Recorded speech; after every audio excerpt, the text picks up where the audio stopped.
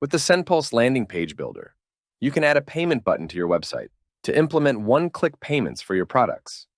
After clicking on the button, users will be redirected to a payment page where they enter their card data and pay for the goods. The money will be transferred to the account of your payment system. Place the payment widget right after the product description in the desired part of the template. In the right panel, select a product type, New Product. To receive payments for your product, enter the name that will appear on your payment method page and on the receipt.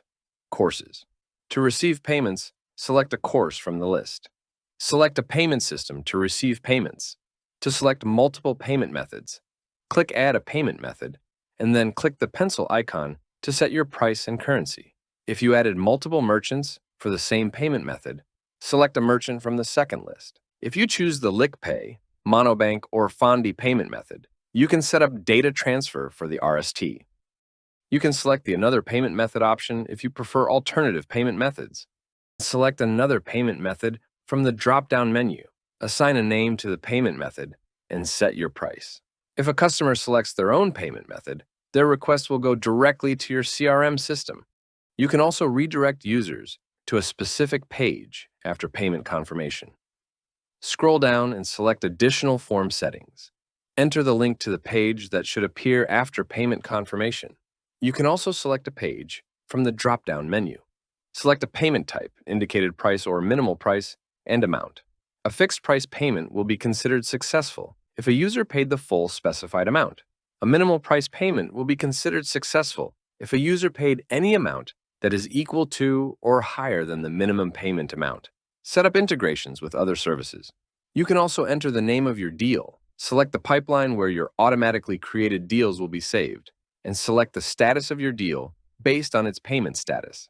By default, your deal will be added to the first stage of your first pipeline. You can also transfer UTM tags to your CRM contact cards. If a visitor clicks a UTM link and makes a payment on your website, you can add contacts who have filled out the paid form to your mailing list and send them payment notifications and other messages using Automation 360. To do this, turn on the Add to a Mailing List toggle and select a mailing list. Customize your form fields. Add new form fields or customize your existing ones by clicking on the pencil icon. Select the field type. Enter the name of the field and a hint for the field in the placeholder. Select the variable in your email service you want to save the field value to. Select which contact and deal fields in the CRM you want to save the field value to. Check if the field is required.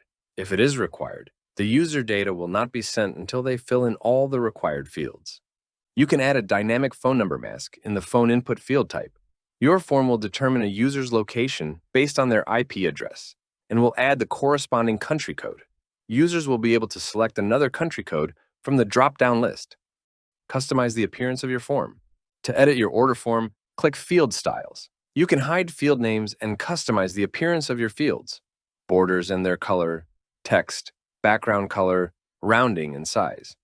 On the left, you can see what your payment form will look like for a user who clicks Pay. Check the data you configured in the editing panel of the block, the name of your product, and its price, and fields for entering customer contact data. Configure your payment button.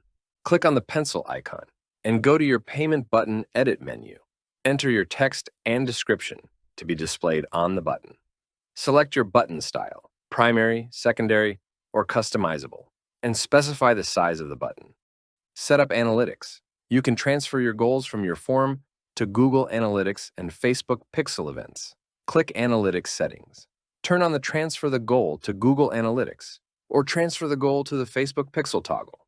If you have turned on the Transfer the Goal to Google Analytics toggle, enter your data in the Category, Action, and Label fields. These parameters will be transferred to Google Analytics in the Events section.